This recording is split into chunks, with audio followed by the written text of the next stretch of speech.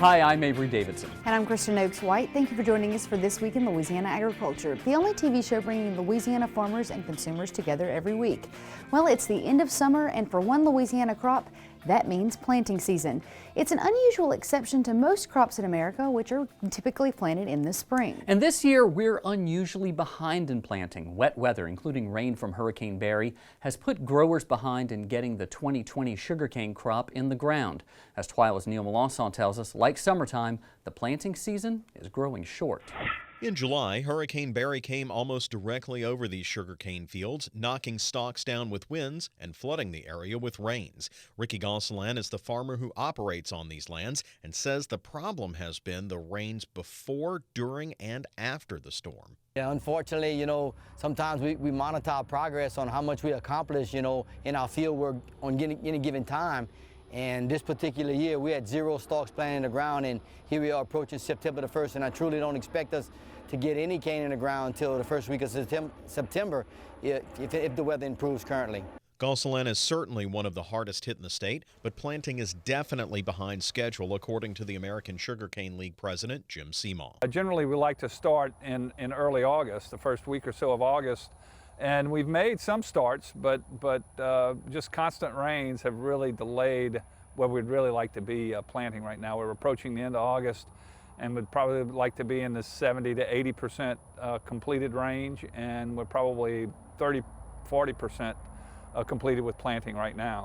Further north in Point Capee Parish, Paul Scheck-Snyder has had drier weather, allowing him to get into his fields at least. I farm from the bridge, Mississippi River, the new Mississippi River Bridge to Morganza, and it doesn't rain in the same place every day.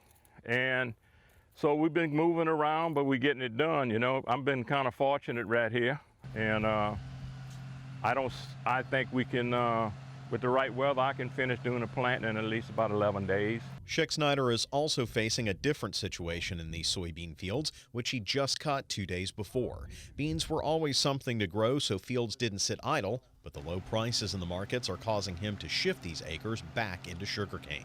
I won't take any cane out to plant more beans. My living, my success, I'll have to say, is sugarcane. It's just, you saying if, say, beans go to $12, I'll apply cane now? Right. That's not going to happen. Meanwhile, it's another daily rain shower over Ricky Gosselin's fields. Hopefully, with the cool front coming through, he'll be able to get some planting done, as harvest will soon begin. For This Week in Louisiana Agriculture, I'm Neil Melanson. As you saw there on the back of Ricky's truck, he is running for state representative for District 48. He's also been named Mr. Iberia for the upcoming Louisiana Sugarcane Festival at the end of September, when hopefully he'll have gotten his cane in the ground. And Avery, you and I have both been out to Ricky's place a lot, and I'm sure you've seen the video, Kristen, that he's just dealing with water all the time, all season long. From planting when I went out there before, when he was worried about all that water coming in from the Gulf or down the Atchafalaya, it's just, it's a constant struggle. And fortunately, some of those places up north have seen a little more planting, but they're really behind out there. I was on the phone with Jim Harper a little bit earlier, and so he's got soybeans and sugarcane. Right now, he's able to harvest his soybeans and plant his sugarcane, but he says he needs a rain where he is, up around Cheneyville. There are some parts of the state that are starting to move into that unusually dry, like especially up in Caddo Parish. And that's what Paul Scheck-Snyder said, that he needs that rain to really finish the crop out, and that would be just perfect. But of course, too much of it is, interferes with planting. Some parts don't need rain. Exactly. I can justify to that. Absolutely, and I know, especially for some of the other grains, and now cotton's opening its boils, so that bolls, and so that's a problem too. It's just, if we could just find that weather control device. Then Little Bear's porridge. We're looking for Little Bear's porridge. Just Thank you very much, Neil Melanson. Well, some farmers in northeast Louisiana have been fortunate to miss some of these rains that have covered the state, and some not so much. That's why some farmers are finishing corn harvest, and some still have a long way to go. As Twila's Carl Wiggers shows us, a major factor in farmers being able to get their crops to the market is having a place to store this year's crop. On some of our droughtier type soils, fields, we have seen some tremendous yields. I think overall we're going to be slightly above average because of that. I hear some guys that are down this year. but I think overall we're right on average for corn harvest, I'd say. Corn harvest has been steady. Most of our peak season's been coming around August, mid-August. Kind of trying to slow down, kind of put a bow on corn harvest as of right now. You can see behind me trying to fill up pod, and we're trying to dump them as fast as we can, get those trucks turned around and get them back to the field. That way they can steadily do what they do best and, you know, harvest their crop. We've been very fortunate. I hear some of the other elevators around, there's pretty good line, pretty good wait times. Right here in Crowell, we've been getting here, getting unloaded, getting back to the field quick. Anytime that combine's sitting there with the auger stuck out full and your grain carts are full, you're not getting anything done. You know, that's something that you got to factor in whenever you're booking your grain. You know, can I get it there? Can I get it back? My truck's back to the field where we can keep rolling. That's a major part of grain, corn farming. You know, it's been a pretty smooth harvest. We've had good harvest weather. Had a few rains here last week, but really we needed some to finish out on soybeans, and the cotton farmers, I think, appreciated that as well. So everything's looking good. We just need a couple more weeks to get it finished up. According to the latest USDA crop progress report, the Louisiana corn crop is 65% harvested. That's 2% behind the 5-year average. But the thing on everyone's mind as they're bringing this crop in is trade and the current market price for corn. Currently, September corn is just over $3.60. For a point of reference, on August 9th, that September corn was as high as $4.17 per bushel. And some farmers have corn booked up to $4.50 per bushel. And you guys, what I heard from Trent whenever I was talking with him outside the elevator is, I mean, you just can't cash flow. You can't, that doesn't pencil out mid $3 corn, and that's one of the concerns on all these guys is when are we going to get some relief on market prices? And it's kind of bumping up a little bit now, but you know, it's just the $1 million question right now. I think the situation is very similar in soybeans right now with the price as low as it is, and there's just, I hate to say it, but there's no relief in sight when it comes to specifically the Chinese market. Yeah, it's just one of those real struggles, and I'm not the market expert that I think of Neil as, but one of the things that you can't argue with, if you're looking at mid $4 and then you cut that down to mid $3, I mean, there's a huge gap there, you know, that the farmers are bringing home at the end of the day, and we can't have that. And with yields not being as good as some people hoped for, I mean, we've had years before with 200 bushel corn, 200 bushels per acre, and this year some people are cutting 120. Yeah. From what I was hearing from some of the farmers in northeast Louisiana, it's pretty average. They're pleased considering the weather. Just like I talked with Kevin Graham, a few weeks ago, and they were saying the same type thing. But most everybody I spoke with, they're pleased that it's average, just a little bit, maybe average plus. So there's some silver lining there. Well, thanks so much, Carl Wiggers, for bringing this update. The Louisiana beef cattle industry is valued at more than $460 million, according to the 2017 LSU Ag Center Ag Summary. That number may be on the rise. The LSU Ag Center is partnering with the Southern University Ag Center and other universities, along with the Beef Checkoff, National Cattlemen's Beef Association, and other industry groups to host the Stockmanship and Stewardship Workshop. It will be held on October 4th and 5th in West Monroe, Louisiana at the Ike Hamilton Expo facility. And there will be live cattle handling demonstrations, hands-on training, and presenters to share the latest industry research. LSU Ag Center Extension veterinarian Christine Navarre says this event is all about improving beef producers' bottom line. The low-stress cattle handling or stockmanship is really important for all livestock producers, but especially for beef cattle producers. Handling cattle in a very low-stress manner is really important to your bottom line. It keeps cattle healthy. It makes sure their immune system works. They respond to vaccines better. They're more productive. They're more likely to be reproductively sound. So super important for producers to start to work this into their management. Registration cost is $75, which includes all events and meals during the two-day event. There's also a student discount for any young farmers and ranchers that may be interested in attending. You can find out all of these details and a link to register on our website at twilatv.org. We've talked a lot about podcasts over the past couple of months. We're still trying to figuring it out, to be honest. We're constantly changing things up. Like last week, we videotaped the entire Twila After Show podcast for those of you who may like to watch us instead of just listen, although I noticed whenever I watched it back, I make pretty funny faces when I'm talking on radio. Yeah. Another more major change is that the Voice of Louisiana Agriculture podcast is now a daily podcast. That's right, daily. Now, every weekday afternoon, you can get a rundown of the latest ag headlines from across the state and the nation right on your phone, wherever you're at. Folks may say everything is bigger in Texas, but that's not true when it comes to grapefruit. That's right. Louisiana holds that title. In fact, the Guinness Book of World Records now recognizes Mary Beth and Doug Meyer of Slidell as the holders of 2 world records for their huge grapefruit. This grapefruit holds records for being the largest and the heaviest grapefruit ever grown. So how big is it? Well, the circumference is 28 3/4 inches. That was my waist size when I graduated high school. True story. And the weight, 7 pounds, 14.64 ounces. It beat the old record by more than 13 ounces and more than 1 inch. By the way, it was a grower in Brazil that held the previous records.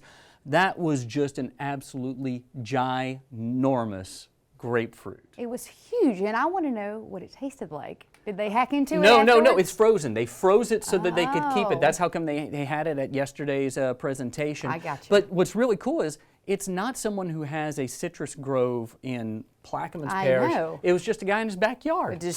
Hey, what kind of fertilizer, I wonder, did he use? I will hook you up with them. That will be the secret. Well, when we come back, we're cooking some Louisiana beef and rice out on the grill. Twila's Jennifer Finley brings us a brand new Field to Feast. Stay with us.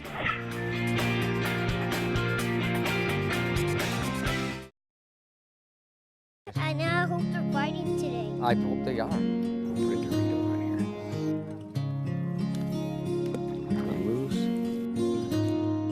I got a fish! I got a fish! Find your place in the country and the lender who can get you there.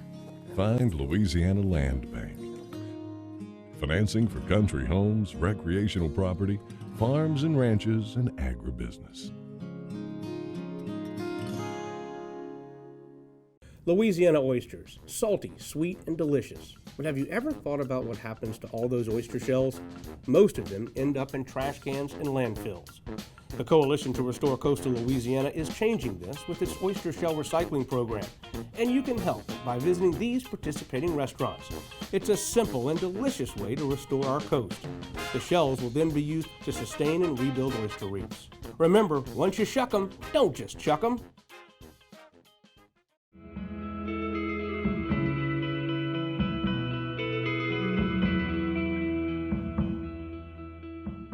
I'm a farmer.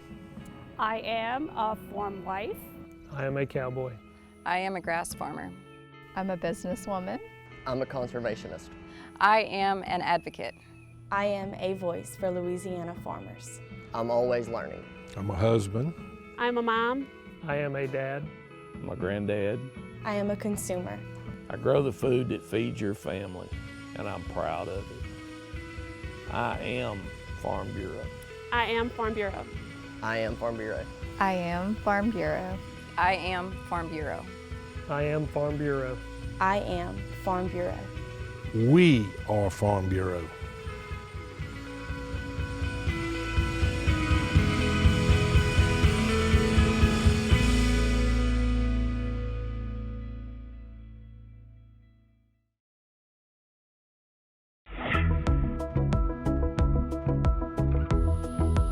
Welcome to Field to Feast, where we profile Louisiana's local ingredients. Today, we're at Gonsolin Ranch in New Iberia, and Dr. Shannon is going to show us around his grass-fed beef operation. Then, Chef Celeste will make us a delicious lunch featuring Gonsolin beef and Louisiana rice. Let's go! Field to Feast with Jennifer Finley is brought to you by the Louisiana Crawfish Promotion and Research Board, Louisiana Crawfish, ask before you eat, by the Louisiana Beef Industry Council, beef, it's what's for dinner, and by the Louisiana Rice Promotion Board, think rice. So we're here with Dr. Shannon, and he's going to walk us through his grass-fed beef operation today. Can you talk to me a little bit about all that you have going on here? My family's always been in the cattle business ever since 1787.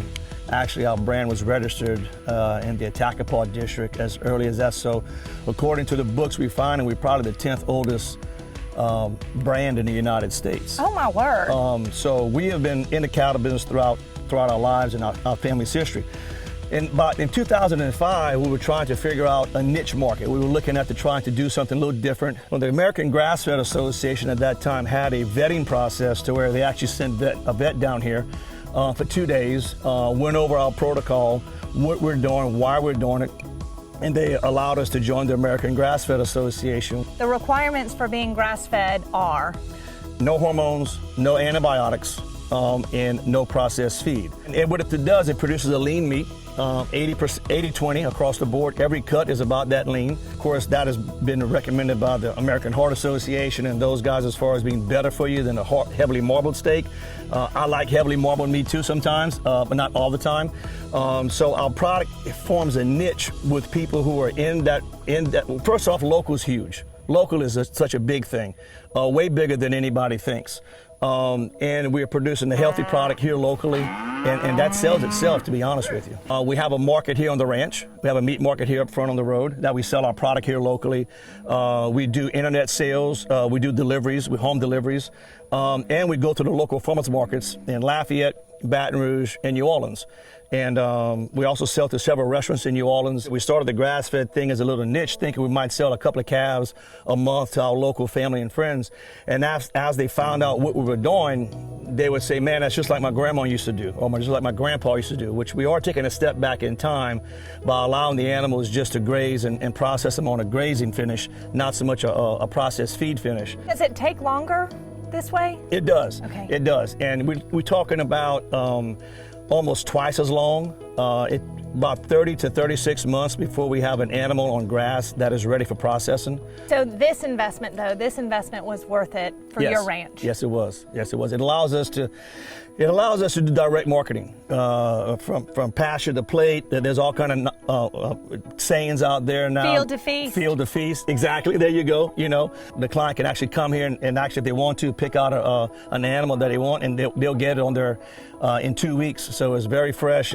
We process it locally. So what you're saying is I could drive up here from Baton Rouge and I could go choose my animal to follow through the process, and then that would be sent to me? Yes, ma'am. They vacuum pack, flash frozen box, and deliver to the customer. Well, I think that's what we're going to have to do today. All right. I'm going to have to go pick out my own cow. That's fine. If you want to, you can. That sounds so awesome. We also have Chef Celeste here today, and we're going to head over to your market. Can you tell me a little bit about your market? What we did with our market, we allowing farmers to bring all their produce in and all the things that they have. So as a hub, so we selling our meat there. But we also have, Delcom does a direct seafood line, so we have some seafood here from them. So we try to act as a hub, and anything we can do to get those products out to the consumers that we're trying to do. Well, we're going to take Chef Celeste up to the market so that she can choose some cuts of beef, some of your grass-fed beef, and she's going to cook us up some lunch with Louisiana rice. What do you think about that? That sounds great. Come on in, Chef. Let's see what we have for you. All right. And so this is the menu? Yes, it is. This is it right here. And it comes all vacuum packed, short ribs, yummy. ground beef, flank steak, flat iron. Got some skirts here. And that's just those. And then the other freezer, we have the ribeyes, the tenderloins, the primal meat, the steaks, and all the cut. Any cut of the cow that somebody wants, we can get for them. Well, I'm so excited. I'm ready for you to cook us up some lunch, Chef. All right, let's go in. I'll cook so we can eat. There you go. Sounds good.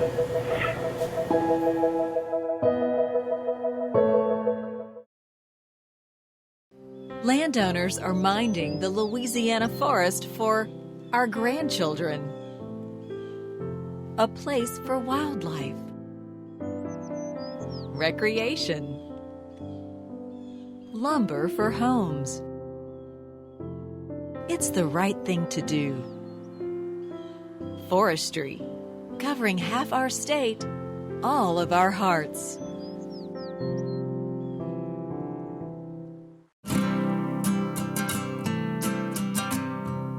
Every day across America, excess food is gathered by a network of good people at local food banks, giving hope to millions of children who struggle with hunger.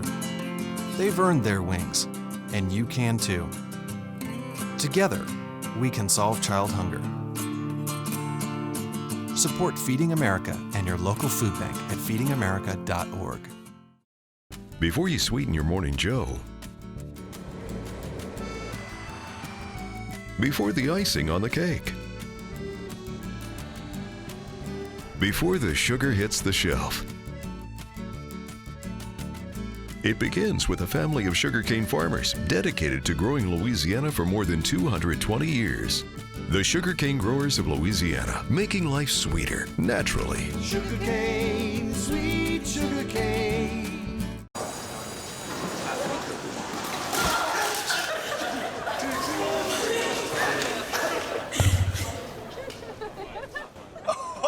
That's low, that's low. That's low and below. Look, he's blushing. Seriously.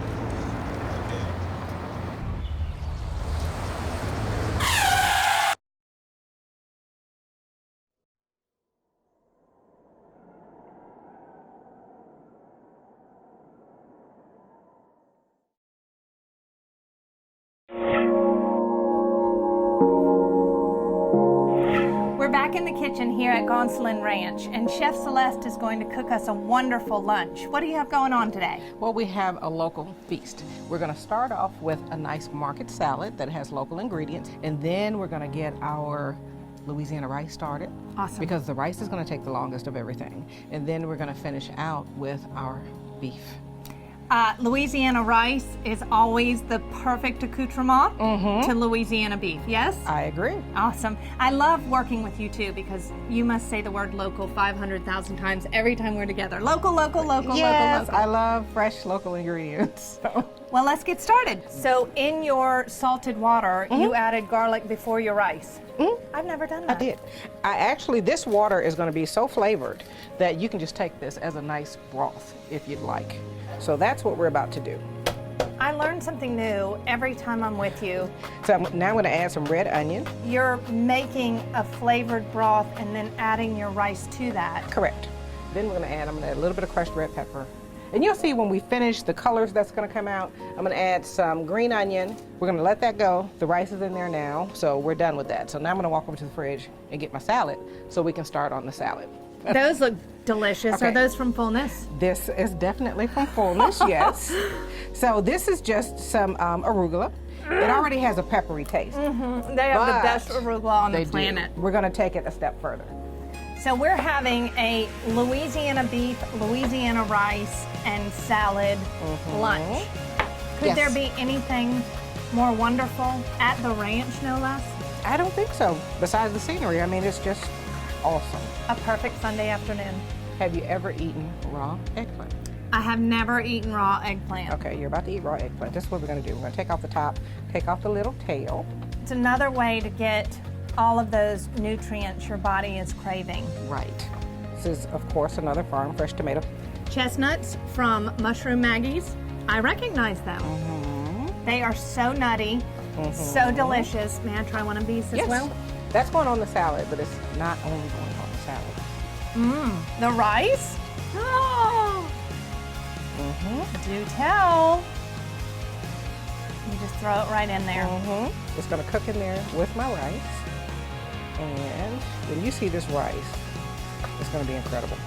Tell me all the seasonings that you have going on there. We still have the paprika in here. We have garlic. We have a little bit of Italian seasoning. And let me come over here so you can see exactly what I'm doing. Red pepper and cumin. Red pepper and cumin and a little bit of salt. Open up the honey mustard. Yes, ma'am. Not any honey mustard, Chef Celeste honey mustard. Open that up. Pour me a 1/4 teaspoon in there, and it comes out fast. Open up the ghost pepper. Good. So now we're going to do some meatballs. Okay, so we're going to let that go for a minute. Yum. Now we are going to put the steaks on. Now, deliciousness. Fresh, it local, just Louisiana deliciousness. the texture on this meat, it feels so good. And you can actually just turn it off if it's close enough. Or if Because it's there, we'll the take water some of will the just. Mm-hmm. It's there. It's there? Oh, Okay, my let's word. turn that off. I will tell you, in all honesty, this is the most fabulous rice I have ever put in my mouth. Well, thank you. I appreciate that. Yummy. I might have to check it again later. As many times as you need. Absolutely gorgeous. Look at that. Oh my goodness. Is there anything more beautiful I know, look at that. than food that looks like this? Is it time? Can we go set our plates and head to the lunch table? Yes, it's time. I won't hold you any longer. Chef, this looks amazing. Thank Thank you so much for everything. And Dr. Shannon, thank you for having us here today. Thanks for coming. Well, I've learned so much about this grass-fed beef operation, and I can't wait to dig into lunch. So we'll see you next time on Field to Feast. All right, yummy, yummy. Yummy to my tummy. I'm gonna try the meatball first. I'm going for the rice. I wonder how that tastes. Oh, it's so good. How's the rice taste? It's amazing. I don't know who cooked it, but it's amazing. Field to Feast with Jennifer Finley was brought to you by the Louisiana Crawfish Promotion and Research Board, Louisiana Crawfish, Ask Before You Eat, by the Louisiana Beef Industry Council, Beef, It's What's for Dinner, and by the Louisiana Rice Promotion Board, Think Rice. If you'd like to see other Field to Feast segments or learn more about Gonsalon Land and Cattle or Chef Celeste, head over to our website at twilatv.org. They're really cool people. Yes. In this week's Twila Boost, we're sharing a Louisiana farmer story that has garnered national attention. When most cattle ranchers visit an auction, they typically don't place a bid on an animal that no one else wants, especially one with a very rare birth defect. But that's exactly what Jeff Davis Parish farmer Matt Alexander did last week. During the Kinder Livestock auction, Alexander spent $50 on an Angus heifer with a fifth leg, yes, that's what I said, fifth leg protruding from her head. He named the calf Elsie, and now she and her mother have a new home in Hathaway. The couple created a Facebook page for the calf called Elsie's Journey, where you can follow along with Elsie's progress. We'll link you to her page on our website at twilatv.org. Also, I believe that Carl is headed out to shoot a story with Matt and Elsie, so we'll learn more about her in the next couple of weeks. I'm looking forward to that story. That's going to be really, really cool. Well, that does it for this edition of Twila. Next week, we'll be back with an encore presentation of this episode. We hope you all have a safe and fun Labor Day weekend. For all the farmers who will be working through the weekend to put food on our tables, we say thank you. We know just because the banks are closed and schools are out does not mean combines get parked under the shed for a couple of days. We wish you all a safe and bountiful harvest, and we appreciate the work you do and the sacrifices you make. Until next time, you can watch all of our stories online at twilatv.org, and be sure to like us on Facebook, follow us on Twitter and Instagram, and subscribe to our YouTube channel. For all of us here at Twila, thanks for joining us. We hope to see you again right here next week.